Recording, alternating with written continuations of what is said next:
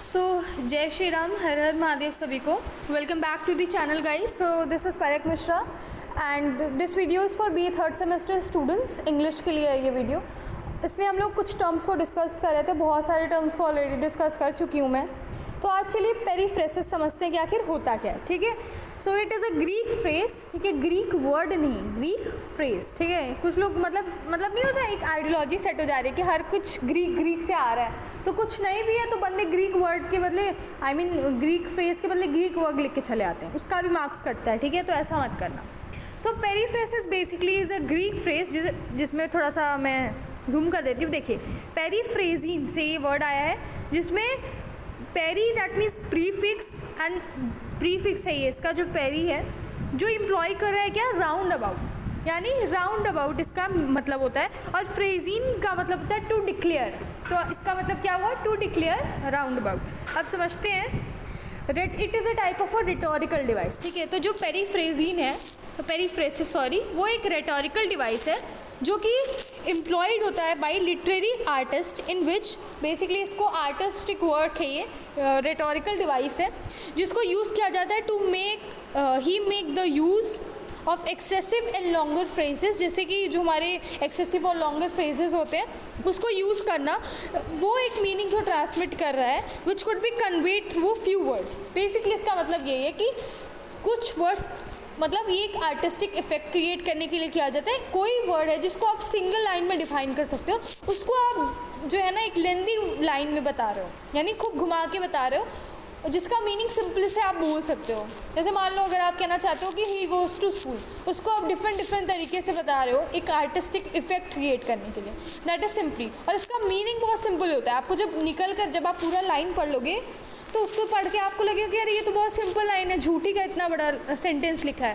But the reality is कि ये इसमें आर्टिस्टिक इफेक्ट क्रिएट करने के लिए यूज़ होता है। ठीक, so it is a artistic choice in which an author utilises indirect words. ये एक आर्टिस्टिक चॉइस होता है जिसकी ऑथर यूज़ करता है, जिसमें वो इनडायरेक्ट वर्ड्स यूज़ करता है, and round about way of expression. ठीक है, जिसमें वो क्या करता है, writing something for writing something, यानी कुछ ऐसी चीज़ें लिख रहे हैं, बेसिकली वो कुछ लिख रहे हैं जिसको आप सिंपल वे में भी लिख सकते हो, पर आप क्या कर रहे हो, आप उसको घुमा फिरा के इनडायरेक्ट वर्ड्स को लिख रहे हो। यानी डायरेक्टली आप उस चीज़ को स्टेट कर सकते थे, पर आप उसे इनडायरेक्टली इस चीज़ को लिख रहे हैं।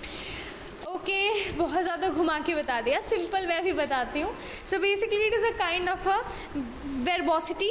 ये एक शब्द भंडार टाइप का होता है ना, जिसमें आप एस्थेटिक एलिमेंट्स को लगा देते हो। जैसे मान लो किसी डायरेक्ट वर्ड्स आप किसी को बोल रहे हो कि ए इधर आ, लेकिन उसी वर्ड्स को आप बहुत ही आर्टिस्टिक वे में लिखना चाहते हो, तो आप उसको बहुत अच्छे से प्रेजेंट कर सकते हो और उसका सिंपल मीनिंग ये लिख लेगा कि ए भाई इधर आ जा। ठीक है, तो it is a kind of artistic ornament. ये ऑर्नामेंट की तरह होता है। जैसे ऑर्नामेंट क्या करता है, आपको ब्यूटीफाई करता है, आपको इन्हेंस करता है आपकी ब्यूटी को।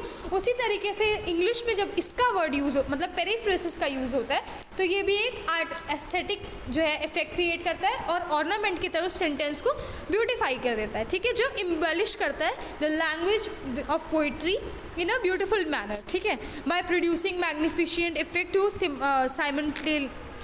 Simulate readers attention. सॉरी, ठीक है, रीडर्स की अटेंशन को ग्रैब करने के लिए। जैसे अगर आप कोई ऐसी लाइन पढ़ रहे हो जिसको सिंपली लिखा जा सकता है, तो अगर आप उसको इनडायरेक्टली लिखे हो तो पहले तो आप समझ नहीं पाओगे अगर आप लिटरेचर के स्टूडेंट नहीं हो। लेकिन अब आप जब चीज़ें पढ़ोगे, जैसे इससे पहले आपने जो भी पढ़ा होगा बुक वगैरह, उसमें आपको लगता है ना यार कितना क्या ही लिखा है, डायरेक्ट लिख देता, तो वो अब नहीं कह सकते आप, क्योंकि now you are a student of literature. Okay, example ही ले लेती हूँ मैं।